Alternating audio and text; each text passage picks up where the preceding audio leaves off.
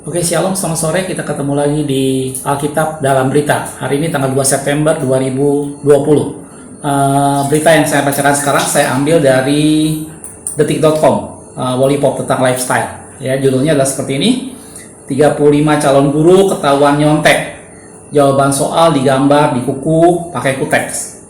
Sebenarnya berita ini ditulis hari Jumat tanggal 28 Agustus kemarin. Gitu ya. Beritanya seperti ini dari Michoacán, ini salah satu daerah di Meksiko. Dibilang sepandai-pandainya tupai melompat, pasti akan jatuh juga. Pepatah ini mungkin cocok untuk menggambarkan nasib para guru di Michoacán, Meksiko. Dibilang sebanyak 35 guru siswa, 35 calon guru siswa tertangkap tangan menyontek saat menjalani ujian masuk sekolah guru. Jadi 35 calon siswa ujian masuk sekolah guru, mereka tertangkap menyontek. Mereka diduga menuliskan jawaban soal pada soal yang benar di kuku dengan kuteks. Kecurangan ini sebenarnya sudah terendus pihak berwenang sejak tahap pertama ujian, tepatnya di akhir Juli 2020. Saat itu terungkap bahwa beberapa calon siswa membeli kunci jawaban seharga 15.000 sampai 25.000 peso atau sekitar 4,5 mungkin maksudnya ya, 4,5 juta sampai 7,5 juta rupiah. Terus dibilang, seperti dilansir oleh Auditi Sentral, kecurangan tersebut memang belum terbukti secara resmi, namun sudah dikonfirmasi berdasarkan hasil ujian di beberapa kota media Michoacán. Ada sebanyak 50 peserta yang 100% menjawab soal dengan benar. Sementara 300 lainnya menjawab 99 dan 90 nomor dari 100 soal. Itu yang benarnya. Jadi menurut penyelenggara ujian, kejadian ini terbilang tidak biasa dan mencurigakan. Sebab di kota media lainnya nilai tertinggi hanya 71 poin, yang artinya hanya menjawab 71 soal yang benar dari total 100 soal. Untuk menghapus kecurigaan, pihak sekolah memutuskan mengadakan ujian ulang pada tanggal 21 Agustus 2020. Dari hasil ujian tersebut didapati ada 35 wanita dari kota media Morelia dan Arteaga yang mencoba curang dengan metode paling unik yang pernah ada. Apa itu? Mereka memakai kuteks atau cat kuku dengan motif serupa. Para calon siswa sekolah guru ini menghiasi kukunya dengan pola yang menandai jawaban-jawaban dari 100 soal.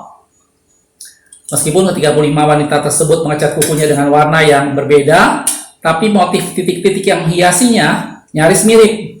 Pola ini terdiri dari 10 titik dengan warna berbeda di setiap kuku. Meskipun tertangkap tangan menyontek, dibilang calon guru-guru ini tidak diskualifikasi. Mereka tetap boleh mengikuti ujian, tetapi harus memakai sarung tangan dan ruangannya dipisahkan dari peserta lainnya. Nah, saya melihat ini salah satu contoh berita yang mungkin di Indonesia ini juga banyak terjadi. Jadi kasus-kasus seperti ini nyontek, itu kalau Anda yang biasa dalam dunia pendidikan, ini menjadi sesuatu hal yang banyak sekali kita jumpai. Jadi siswa mencoba melakukan sesuatu, mereka mencoba mencapai nilai yang baik tanpa ada satu usaha belajar, sehingga jalan yang ditempuh adalah dengan mencontek.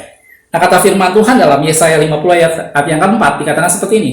Tuhan Allah telah memberi kepadaku lidah seorang murid, supaya dengan perkataan aku dapat memberikan semangat baru kepada orang yang letih lesu. Dibilang, setiap pagi ia mempertajam pendengaranku untuk mendengar seperti seorang murid. Jadi dalam firman Tuhan Yesaya tadi, baru yang kita baca, kita itu diberikan Tuhan lidah seorang murid dan telinga seorang murid, dan kita tahu bahwa pekerjaan atau tanggung jawab yang utama dari seorang murid adalah belajar. Nah, contoh yang tadi kita lihat bagaimana orang-orang mencoba nyontek atau yang kita sering temui dalam sehari-hari, itu adalah mereka mencoba untuk mencapai sesuatu tanpa ada usaha belajar. Padahal justru usaha belajar inilah yang penting.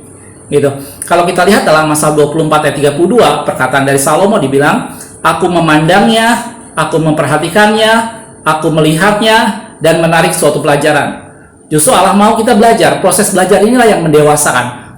Proses belajar itu yang membuat kita bisa mengerti dan mengetahui sesuatu. Banyak orang menganggap bahwa yang namanya belajar itu menjadi sesuatu hal yang membebani. Anak-anak sekolah biasanya kalau udah ngomong masalah belajar, itu menjadi sesuatu hal yang membebani. Padahal kalau kita pikirkan, belajar itu sesuatu hal yang bermanfaat bagi diri kita sendiri. Keinginan atau kerinduan kita untuk belajar itu merupakan gambaran dari seberapa besar kita ingin mengetahui sesuatu, seberapa besar kita ingin menguasai sesuatu. Semakin kita ingin besar keinginan atau kerinduan kita untuk menguasai sesuatu, maka itu akan menjadi motivasi untuk kita belajar. saya pernah buat sebuah quote tentang orang pandai dan orang bodoh. Orang pandai versus orang bodoh. Saya buat quote seperti ini. Orang pandai itu bukanlah orang yang memahami dan mengerti segala sesuatu. Tetapi orang yang menyadari bahwa masih banyak hal yang dia belum mengerti, sehingga dia memutuskan untuk tetap belajar dalam segala sesuatu. Itu orang pandai. Jadi orang pandai itu bukan yang menguasai segala sesuatu, justru yang menyadari bahwa dia masih banyak yang dia belum mengerti. Kebalikan dari itu adalah orang bodoh. Orang bodoh itu bukanlah orang yang tidak mengerti atau memahami apapun. Tetapi orang bodoh adalah orang yang menganggap bahwa dirinya sudah menguasai segala sesuatu, sehingga dia tidak tahu lagi apa yang harus dia pelajari. Akibatnya dia memutuskan untuk berhenti belajar karena dia tidak tahu apa yang dia harus pelajari. Jadi pandai atau bodoh itu bukan semata-mata berhubungan dengan IQ, tetapi itu berhubungan dengan sikap hati seseorang untuk belajar. Nah, Allah mau kita tetap belajar. Kita belajar dalam segala hal. Tadi saya bilang, keinginan kita belajar itu gambaran dari kerinduan kita untuk mengetahui sesuatu. Kalau kita ingin mengenal Allah, maka kerinduan kita untuk mengenal Allah kita bisa refleksikan dengan kita mempelajari firman Tuhan. Gitu. Dan tadi kita udah lihat bahwa Allah memberikan lidah seorang murid dan telinga seorang murid. Dan Salomo katakan, aku melihat, aku memandang, aku memperhatikan, dan menarik suatu pelajaran di dalamnya. Mari kita belajar, bahkan dalam salah satu ayat, dikatakan bahwa orang yang malas, kita suruh belajar kepada semut. Selalu ada cara, selalu ada sarana untuk kita belajar. Belajar tidak selalu harus dalam satu institusi resmi. Kalau misalnya kita mau belajar ilmu pengetahuan, kita tidak boleh berpikir, oh saya hanya bisa belajar dari lembaga ilmu pengetahuan seperti sekolah. Itu betul, tapi bukan cuma itu. Kita bisa belajar dari yang lain juga. Kebalikannya, kalau kita berpikir, oh saya mau belajar masak, berarti saya harus bergabung atau daftar di sekolah memasak. Itu betul, tapi bukan cuma itu. Kita juga bisa melakukannya dengan cara nonton sendiri dari YouTube, kita baca buku dan segala macam.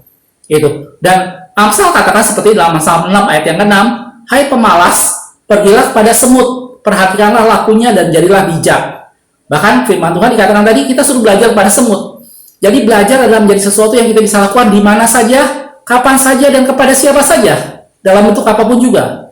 Dan kalau kita lihat dalam firman Tuhan, kita akan menemukan tokoh-tokoh di mana Allah memakai orang-orang yang pandai. Tadi saya dibilang, orang pandai itu bukan berarti orang yang menguasai sesuatu, bukan berarti orang yang menguasai banyak hal, bukan. Orang pandai itu adalah orang yang menyadari bahwa dirinya banyak yang dia tidak tahu, sehingga dia harus belajar. Itulah orang yang pandai. Kalau kita lihat seperti Yusuf contohnya, dia seorang yang dipakai Tuhan, dia seorang yang berhikmat, dia seorang yang berakal budi, sehingga dia bisa menjaga kelangsungan umat Tuhan. Atau Daniel, atau kalau di Perjanjian Baru kita kenal yang namanya Paulus, orang yang pandai yang bisa menulis banyak hal dalam Perjanjian Baru. Tuhan butuh orang-orang yang pandai, dan kepandaian didapat dengan belajar. Jangan malas untuk belajar, karena kita tahu dari belajar itu meningkatkan diri kita, itu membangun diri kita, membuat kita semakin meningkat. Makasih sudah menonton. Kita ketemu di video berita berikutnya. Aku melihat, aku memandang, aku memperhatikan, dan menarik suatu pelajaran. Tuhan berkati.